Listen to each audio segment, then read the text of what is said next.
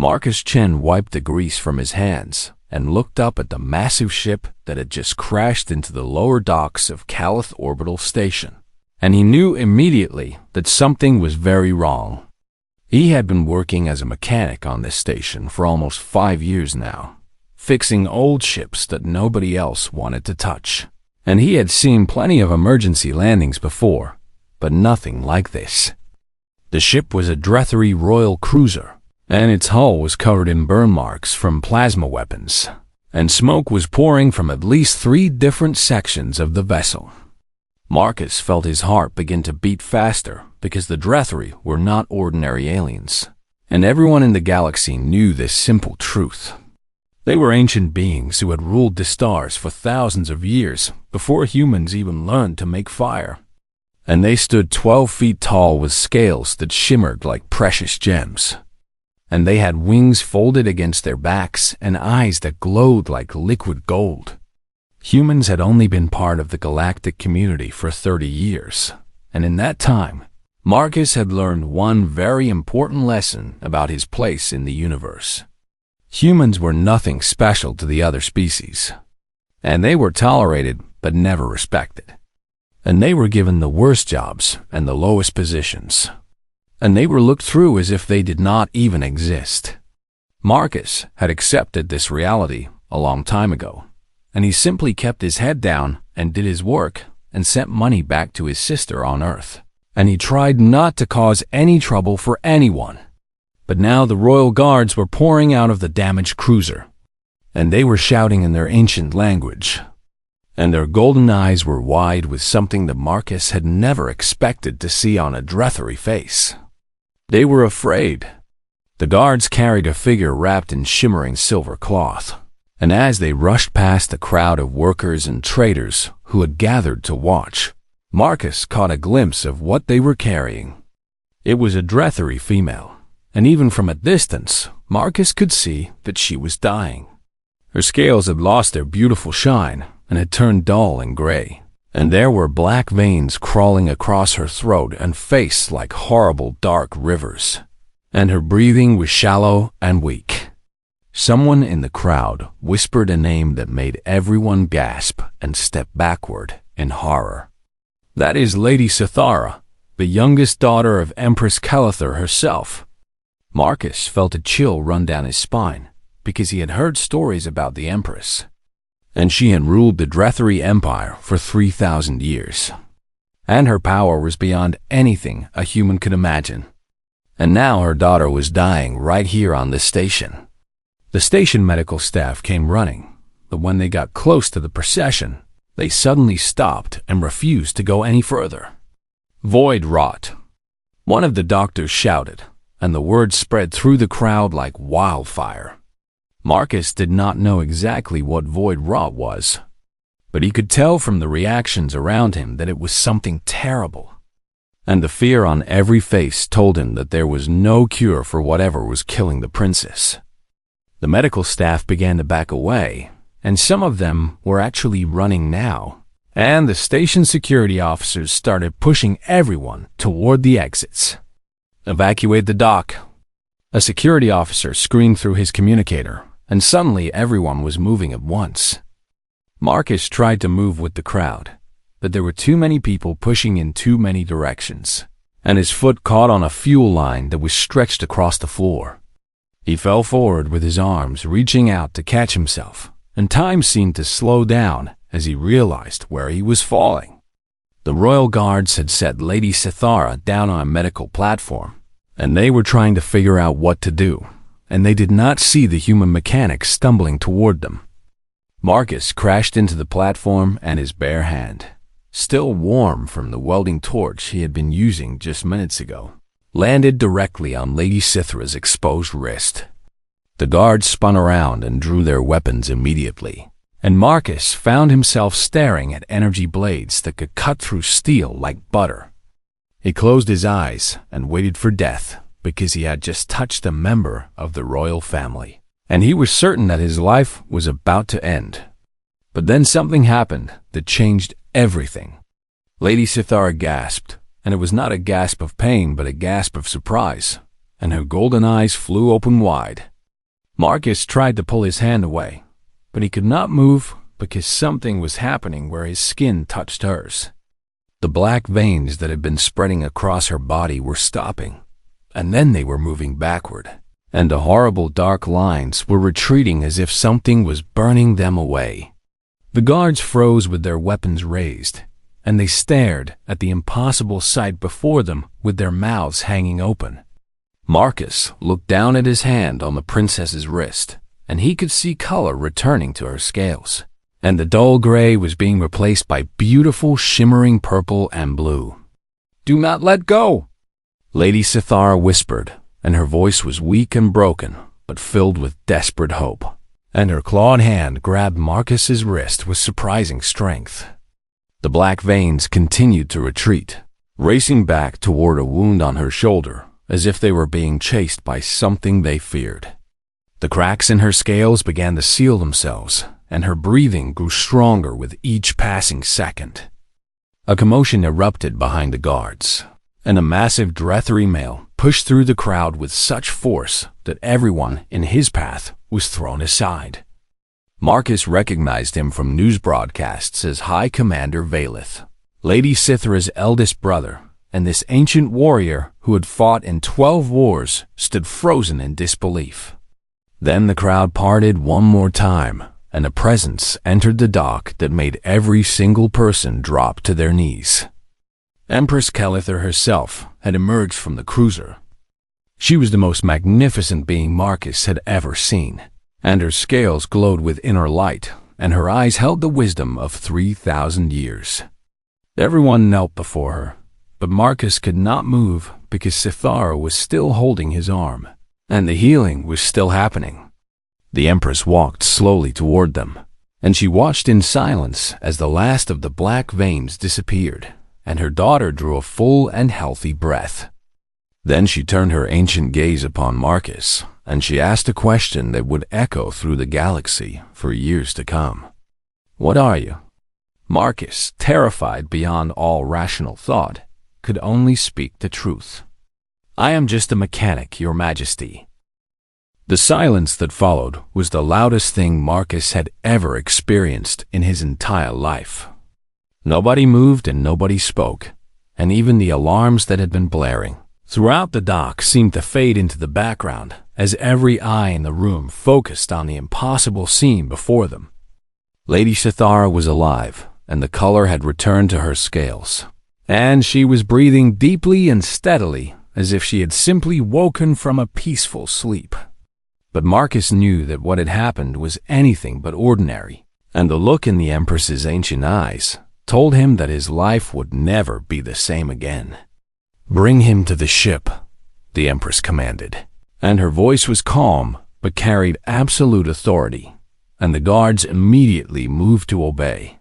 Marcus tried to explain that he needed to get back to work and that he had ships waiting for repairs, but the guards were not interested in his schedule. They lifted him off the ground as easily as he might lift a small child, and they carried him toward the royal cruiser while Lady Sithara walked beside them with her hand still touching his arm.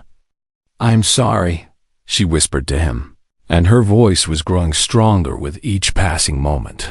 "But I cannot let you leave yet because I need to understand what you have done." Inside the cruiser, Marcus found himself in a medical bay that was more advanced than anything he had ever seen, and Drethri physicians surrounded him with scanning devices that hummed and beeped in strange patterns. They took samples of his blood and scanned his brain and measured things about his body that he did not even know could be measured. High Commander Valeth stood in the corner with his arms crossed, and his golden eyes never left Marcus for even a single second. "His biology is unremarkable by human standards," one of the physicians announced after almost an hour of testing, and there was confusion in her voice that she could not hide.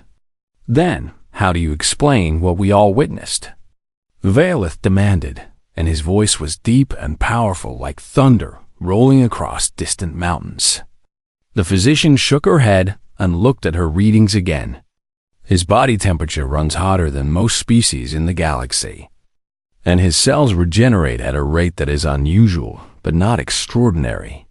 And his bioelectric field carries a signature that our instruments cannot identify. Lady Sithara had been sitting quietly on a medical bed while the doctors examined Marcus. And now she stood up and walked toward him with a strange expression on her beautiful face. "There is something else," she said softly.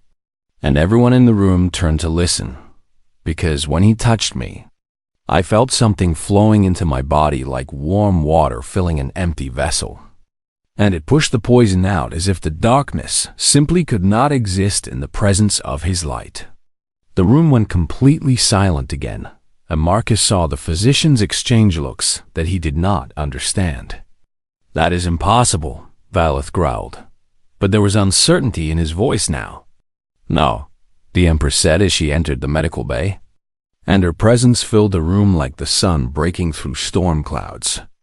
"It is not impossible because there is a word for what this human carries within him." She looked at Marcus with eyes that had seen civilizations rise and fall. "The Vitan." The effect of this word on the Dretheri was immediate and dramatic, and the physician stepped back from Marcus as if he had suddenly become dangerous, and even Valeth uncrossed his arms and stared. "The Vitan were extinct long before I was born," the Empress continued. "But the records speak of beings whose life force was so abundant that it overflowed into others. And they could heal any wound and cure any poison and even extend life itself." Marcus felt his head spinning because none of this made any sense to him. "But I am just a human," he protested, and his voice sounded small and confused in this room full of ancient and powerful beings. "And humans are nothing special in this galaxy." Lady Sithara tilted her head and studied him with those golden eyes that seemed to see right through him. "Your people have been part of the galactic community for 30 years, she said slowly. "And in all that time, nobody ever noticed this power within you, because nobody ever touches us." Marcus replied, and the words came out before he could stop them, and he realized suddenly that he had spoken a painful truth. The Dretheri were quiet as they considered his words. Marcus thought about his years on this station, and all the times he had worked beside aliens from 100 different worlds, and he could not remember a single moment when any of them had touched him voluntarily. Humans shook hands with each other and hugged their friends and patted each other on the back, but the other species kept their distance, and Marcus had simply accepted this as normal. "You are isolated," Lady Sithara said, and there was something in her voice that might have been guilt or perhaps recognition. "And your kind heals each other constantly without ever knowing it. But you never had the chance to heal anyone else." The Empress moved closer to Marcus, and he had to fight every instinct in his body not to run away from this magnificent and terrifying being. "The Vitan were hunted to extinction 10,000 years ago," she told him, and her voice carried the weight of ancient tragedy, because every empire and every species wanted to possess their power for themselves. Marcus felt cold fear wash through him as he understood what she was saying. "And now you are telling me that humans have this power?" he asked, and his voice was barely a whisper.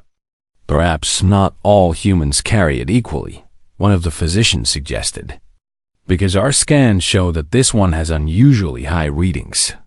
But even an average human might possess some measure of this gift."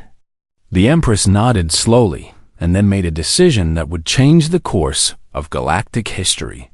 "You will remain here under our protection," she said to Marcus, "and we will study you and try to understand what your people truly are." "And in return?" Marcus asked, because he had learned long ago that nothing in this galaxy came without a price. The Empress smiled, and it was the first time Marcus had seen any emotion on that ancient face.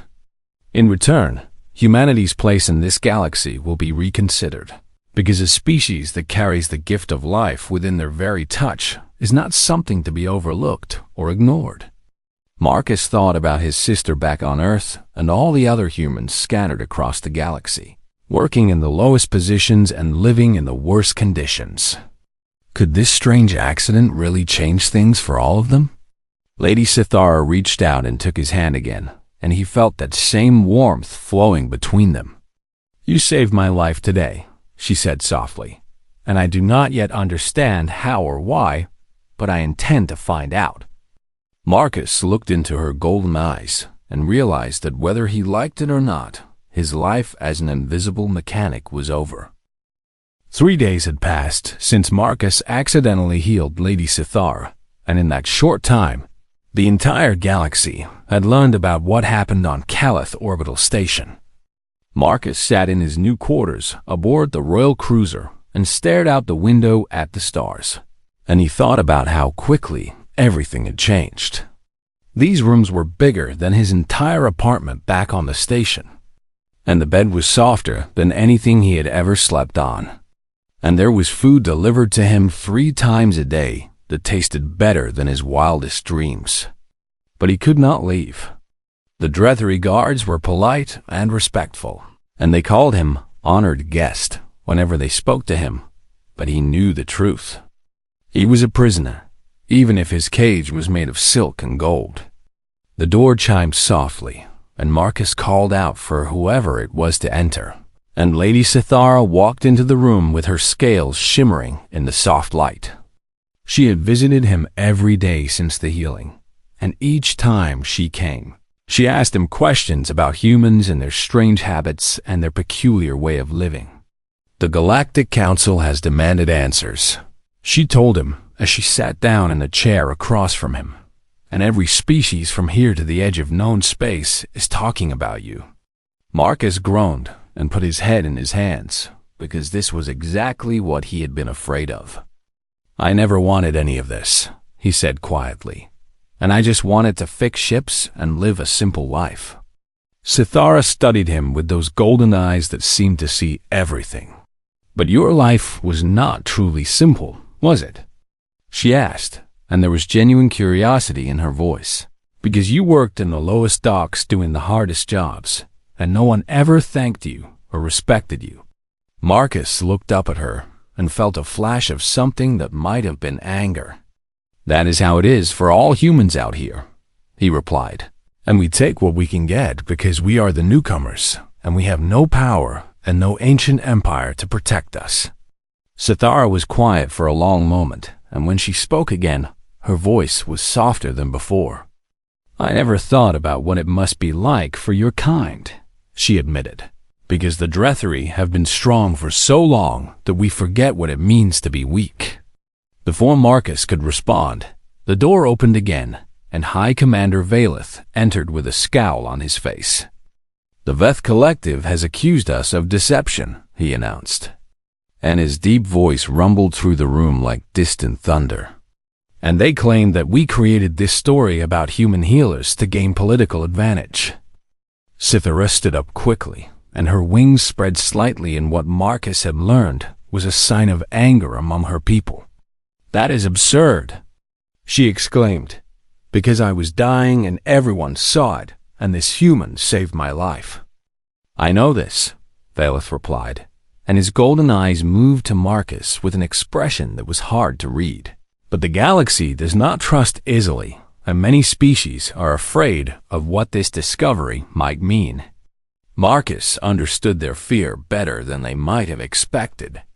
If humans truly carried the power to heal others, then they would become valuable in ways that could be very dangerous.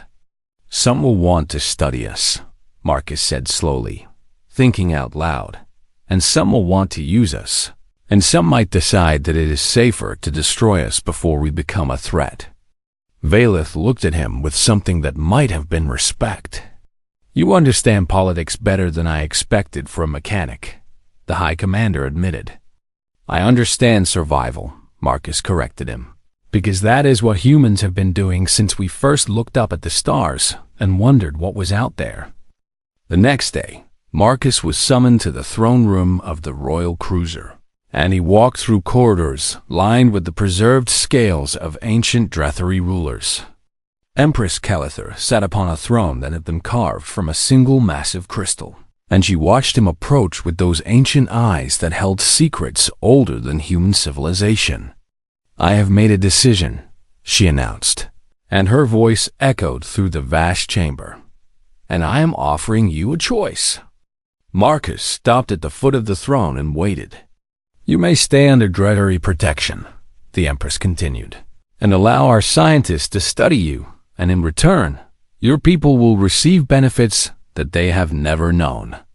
"What kind of benefits?" Marcus asked, because he had learned not to accept any deal without understanding the details. "Trade agreements that favor human merchants and access to education and technology that has been denied to your kind, and a voice on the Galactic Council that will actually be heard."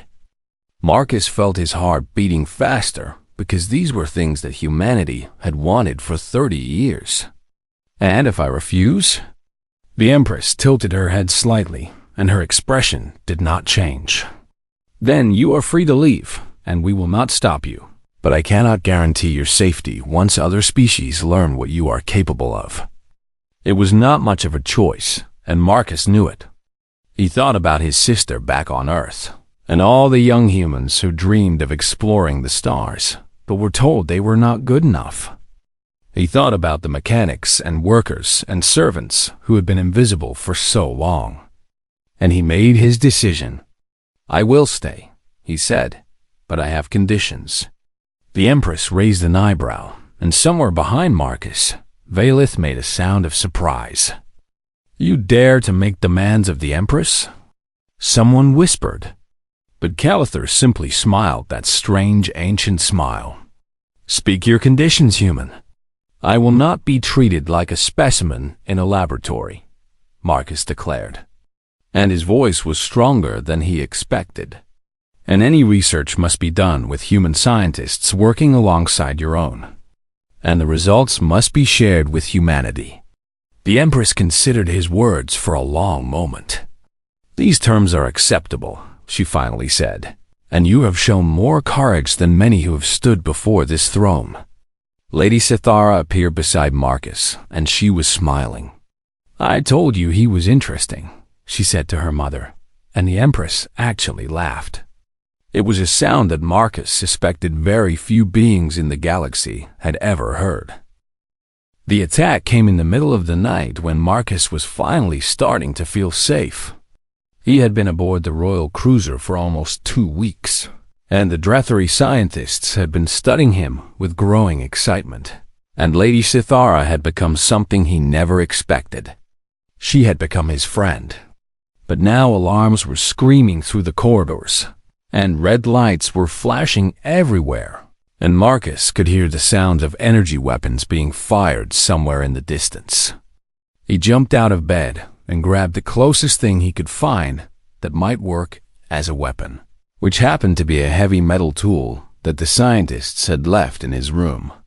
The door burst open, and Marcus swung the tool with all his strength.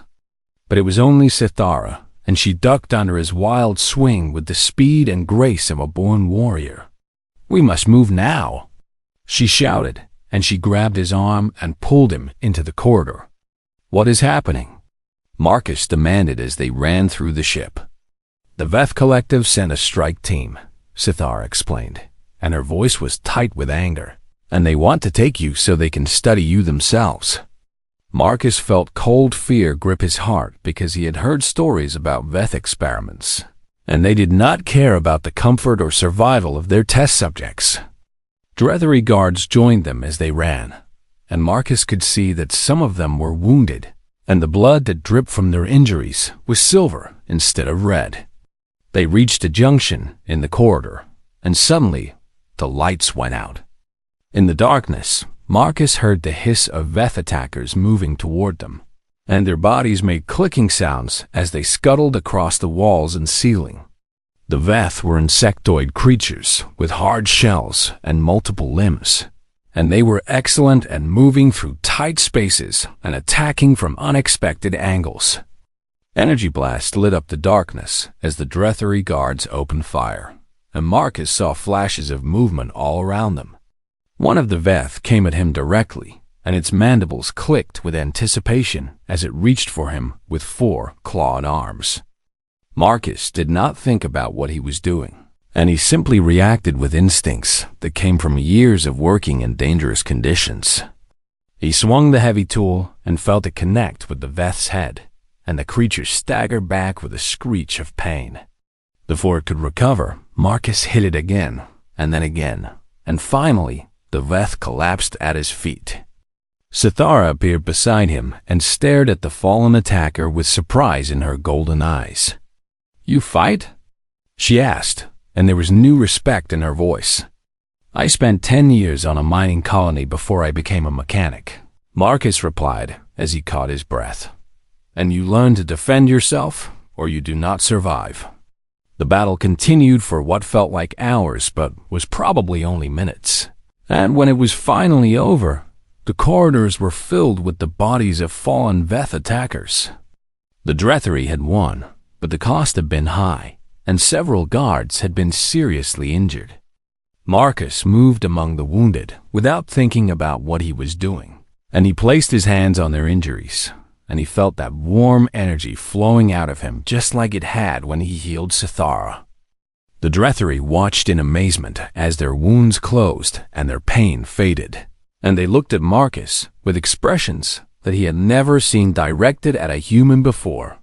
They looked at him with gratitude and wonder. High Commander Valeth arrived with reinforcements, and he surveyed the scene with a grim expression. "The Veth will claim this was a rogue operation," he growled, "and they will deny any official involvement." "But we know the truth," Sithara replied, and her voice was cold with fury. "And they attacked a royal vessel and tried to kidnap a being under our protection." The news of the attack spread quickly, and this time, the response was different. Earth's united government sent an official statement to every species in the galaxy, and Marcus read it on a display screen with tears forming in his eyes. "Marcus Chun is a citizen of Earth," the statement declared, "and any attempt to kidnap, experiment on, or enslave human beings will be considered an act of war against humanity." The galaxy laughed, because humanity had no fleet and no army and no power to back up such bold words. But then Empress Calither did something that silenced the laughter forever. She stood before the Galactic Council in full ceremonial armor, and her presence commanded absolute attention from every being in the chamber. "For the first time in 3,000 years, she announced, and her voice rang through the council chambers like a bell, "I am issuing a formal declaration of protection." The council members shifted nervously because they knew what this meant. Humanity is now under the protection of the Dretheri Empire. The Empress continued, "And any attack on any human, anywhere in this galaxy, will be considered an attack on the throne itself." The silence that followed was absolute. The Dretheri Empire was the most powerful force in the known universe, and their fleet could destroy entire star systems, and no one had ever dared to challenge them directly. And now they were protecting humanity. Marcus watched the broadcast from the royal cruiser, and Sithara stood beside him with a smile on her face. "Why?" he asked her, and his voice was thick with emotion. "Why is your mother doing this for us?" Sithara turned to look at him, and her golden eyes were warm. "Because you saved my life," she said simply, "and because your people carry something precious within them, and because it is time for the galaxy to stop ignoring humanity." The Veth Collective sent a formal apology within hours, and they claimed that the attack had been unauthorized and that those responsible would be punished. It was a lie, and everyone knew it, but it did not matter anymore. Humanity was no longer alone in the universe. Marcus thought about all the humans working in the lower docks and the forgotten corners of the galaxy, and he wondered how their lives might change now. He thought about children on Earth who would grow up knowing that someone powerful was watching over them. And for the first time since he left his home world, Marcus Chen felt something that he had almost forgotten. He felt hope. 3 months had passed since the night of the Veth attack, and the galaxy had changed in ways that Marcus could never have imagined. Human doctors and medics had become the most valuable personnel in the universe, and every hospital and medical station wanted at least one human on their staff. Scientists from Earth had traveled to the Drethry homeworld to work alongside the best minds in the galaxy, and together they had discovered the truth about human biology. All humans carried the Vitan trait, and while some had it stronger than others, every single human possessed the ability to heal through touch. The reason nobody had ever noticed was simple and sad at the same time. Humans were social creatures who touched each other constantly, and they shook hands and hugged and patted each other on the back without thinking about it. They had been healing each other for their entire evolutionary history. And this was why they recovered from injuries so quickly. And this was why they lived longer than their biology suggested. And this was why they survived diseases that should have killed them. But in the galaxy, where other species kept their distance and never touched humans voluntarily, this power had remained hidden.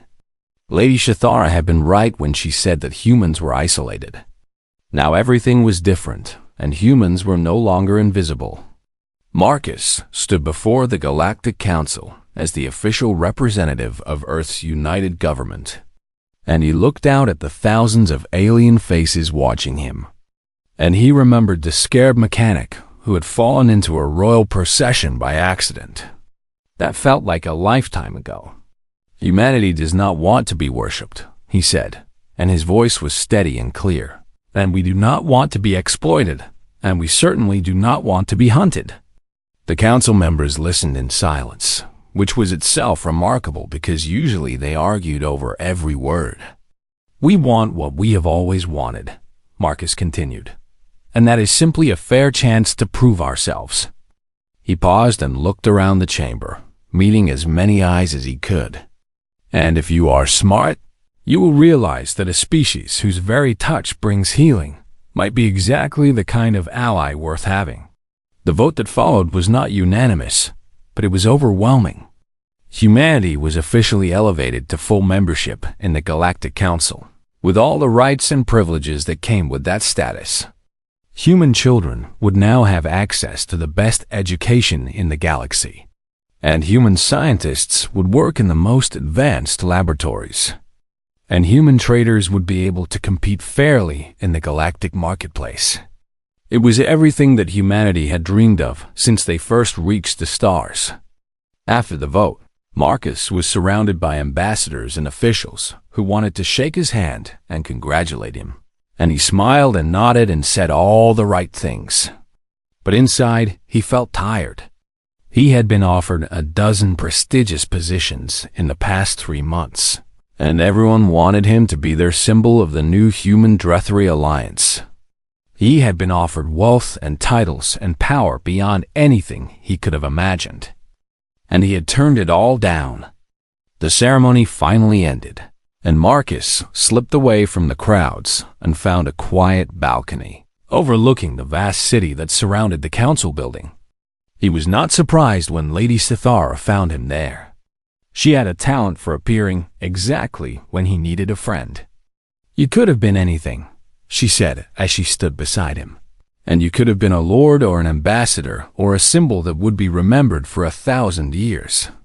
Marcus smiled and shook his head. "I am a mechanic," he replied, and there was peace in his voice. "And mechanics fix things." Sithara tilted her head and studied him with those golden eyes that had become so familiar over the past months. "You are returning to the station?" she asked, and there was something in her voice that might have been disappointment. "I am," Marcus confirmed, "because that is where I belong, and that is where the work needs to be done." He turned to face her fully, and he saw that she was even more beautiful now than she had been on the day he first touched her. Or perhaps he simply knew her better now. "The galaxy is changing," he explained, "and that is wonderful. But change does not happen in council chambers or throne rooms." He gestured toward the city below them, where thousands of beings from hundreds of species went about their daily lives. "It happens down there, in the docks and the workshops and the places where people actually meet each other, and that is where I need to be." Sithara was quiet for a long moment, and then she did something that surprised him. She reached out and took his hand, and he felt that familiar warmth flowing between them. "Then keep fixing things, Marcus-chun," she said softly, "because the galaxy needs more of your kind." He knew that she did not just mean mechanics. 2 weeks later, Marcus walked back into his old repair bay on Calith Orbital Station, and he looked around at the familiar tools and the worn workbenches, and he smiled. Some things had changed, and the other mechanics greeted him with nods of respect. And the ship captains actually asked for his opinion. And the Drethary vessels that docked always requested his services specifically. But the work was the same, and the ship still needed fixing, and there was something deeply satisfying about that. He picked up a wrench and walked toward a battered freighter that had limped in overnight, and he rolled up his sleeves and got to work. The door to the repair bay opened, and Marcus looked up to see a young human woman standing there with wide eyes. "Are you Marcus-chun?" she asked, and her voice was filled with awe. "Because my captain said you were the best mechanic on the station, and I want to learn." Marcus smiled and handed her a tool. "Then get over here and help me," he said, "because this engine is not going to fix itself." As they worked together, Marcus felt the warmth of another human nearby, and he knew that without either of them realizing it, they were healing each other in small and invisible ways. That was what humans did after all. They fixed things, and they helped each other, and they reached out and touched the universe with hands that carried life itself. And sometimes, if they were very lucky, they changed the galaxy by accident.